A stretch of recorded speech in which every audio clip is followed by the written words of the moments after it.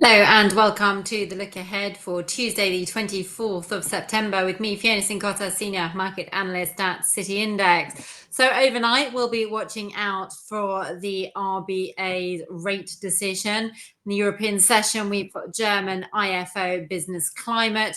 In the US session, we'll be watching out for US consumer confidence. And then we also have the API oil inventory data. So first up's going to be the IFO data that we'll be watching out for. Now, obviously, this comes as the German PMIs came out today and were significantly weaker than expected, really raising concerns over a recession in the region. We also saw Eurozone PMIs coming in weaker than expected.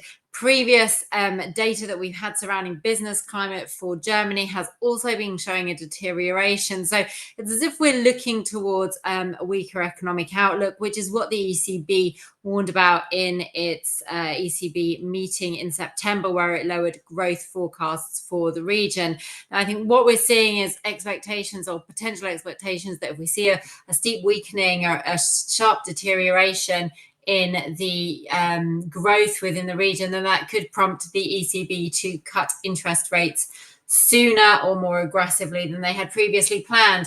Now, this is the chart of the euro US dollar that we're looking at the moment. And what's interesting here, I mean, it has actually recovered quite a lot of those losses that we saw earlier today. The pair actually fell down to a low of 110.83, and it's actually now trading back above 111 at 111.35. So we can see that long lower wick on that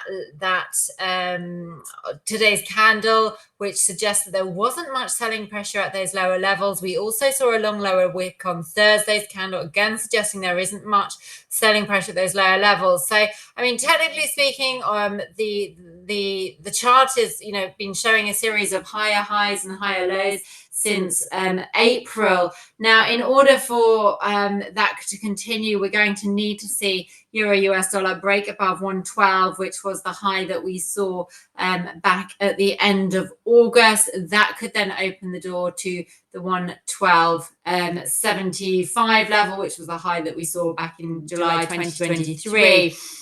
On the downside, if we do see weak data from Germany, concerns over the outlook, then sellers are really going to need to be taking out the lows that we saw today of that sort of 110.80 in order to be opening the door to the 110 level. I think that's quite a key level. If we get below 110, that's where we'll see a structural difference in this chart, and a lower low will come into play. Just whilst we're talking about Germany, worth just taking a quick look at what's going on in the DAX. Now, again, we can see the DAX continues to trade above its rising trend line. It's above its 50 SMA, the 200 SMA is sloping upwards. So again, it's not managed to break to fresh record highs other than what we saw on Thursday last week, which is above that 19,000 level.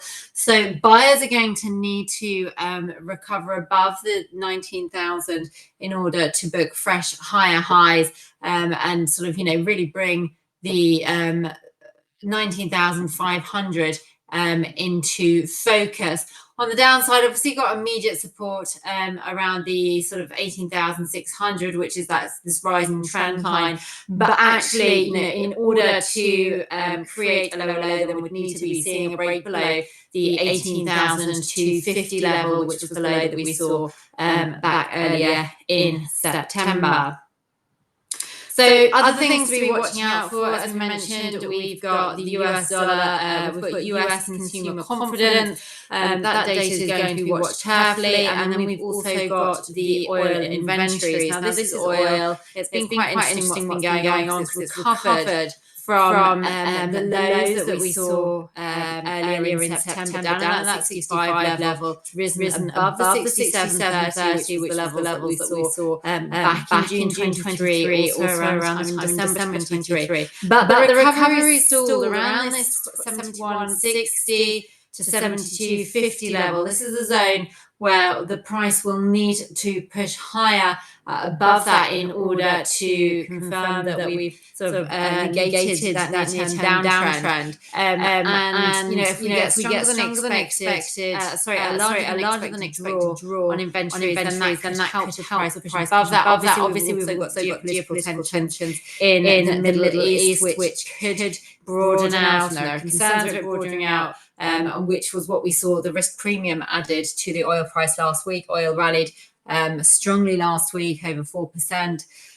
On those expectations and on optimism surrounding the Federal Reserve cutting interest rates. So looking for a break above this zone here. If we don't see that, then there is potential for oil to slip back towards that 67.50 level on the downside.